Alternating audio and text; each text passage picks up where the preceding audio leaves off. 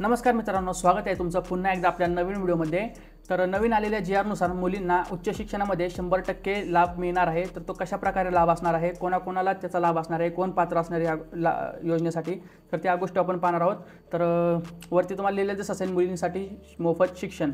तर अशा प्रकारे ह्या गोष्टी आहेत। तर शासन निर्णय क्रमांक शिष्यवृत्ती 2024 प्रवेश क्रमांक 105/4 नुसार तर हे जे तुम्हाला नाव दिसत आहे हे त्या योजनेचं किंवा तो जो कलम निघलेला आहे एज्युकेशन सिस्टममध्ये त्याचं नाव आहे। त्याच्याशी आपल्याला काही देणं घेणं नाही आहे। महत्त्वाची गोष्ट जी आहे ती या ठिकाणी मी लिहिलेली आहे, तर ती आपण आता पहिल्यांदा पाहून घेऊयात।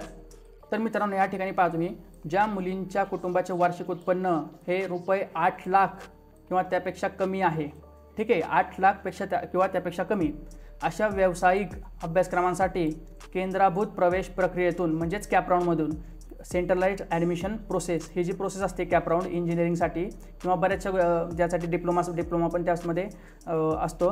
तर सेंट्रलाइज्ड ॲडमिशन प्रोसेसमधून ज्या मुलींचं ॲडमिशन होणार आहे कुठल्याही उच्च शिक्षणासाठी किंवा तंत्रशिक्षणासाठी, तर प्रवेश घेणाऱ्या आर्थिकदृष्ट्या दुर्बल घटकातील, इतर मागास प्रवर्गातील, सामाजिक व शैक्षणिकदृष्ट्या मागास प्रवर्गातील, नवीन प्रवेशित तसेच पूर्वीपासून प्रवेशित असलेल्या अर्जांची नूतनीकरण केलेल्या, फक्त बरं का, तुमच्या अर्जांचं नूतनीकरण म्हणजे तुम्ही जर तुमचे कुठले डॉक्युमेंट्स या ठिकाणी या कॅटेगरीमध्ये तुमचे जे म्हणजे त्यामध्ये इन्कम सर्टिफिकेट असेल, डोमिसाईल असेल किंवा त्या ठिकाणी तुमचं कास्ट सर्टिफिकेट, कास्ट व्हॅलिडिटी येतं, नॉन क्रिमिनल येतं, ह्या सर्टिफिकेट तुम्हाला नवीन रिन्यू करण्याची गरज आहे। जुने डॉक्युमेंट्स 1 वर्षापूर्वीचे, 2 वर्षापूर्वीचे किंवा जे एक्सपायर झालेले आहेत, ज्यांची व्हॅलिडिटी संपलेली आहेत, ते डॉक्युमेंट्स तुम्हाला या ठिकाणी चालणार नाही। तर अर्जांची नूतनीकरण केलेल्या मुलींना उच्च व तंत्र शिक्षण विभाग व इतर मागास बहुजन कल्याण विभाग या विभागांकडून सध्या देण्यात येणाऱ्या शिक्षण शुल्क व परीक्षा शुल्काच्या 50% लाभाऐवजी, म्हणजे यापूर्वी ह्या घटकांमध्ये ज्या मुली यायच्या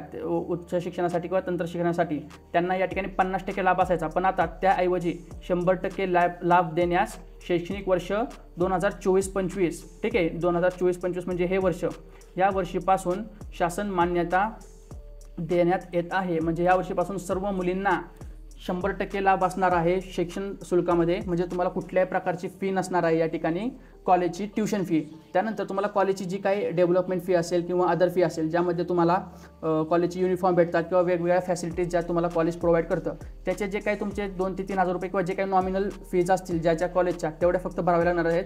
ट्यूशन फी तुम्हाला पूर्णपणे माफ असणार आहे, ठीक आहे। तर हा अशा प्रकारे नवीन जी आर आलेला आहे, जो की मुलींसाठी खूप लाभदायक असणार आहे, ज्या मुली फक्त उच्च शिक्षण व तंत्र शिक्षणासाठी जाणार आहेत। तर मित्रांनो, कशी वाटली तुम्हाला ही माहिती कमेंटमध्ये नक्की कळवा। तुमच्या काही या योजनेबद्दल किंवा या स्कीमबद्दल तुम्हाला काही डाऊट असतील तर तुम्ही कमेंटमध्ये नक्की विचारू शकता। तुमच्या कमेंटचा मी रिप्लाय नक्की देईल। तर चला मित्रांनो, भेटूयात पुढच्या व्हिडिओमध्ये, तोपर्यंत धन्यवाद।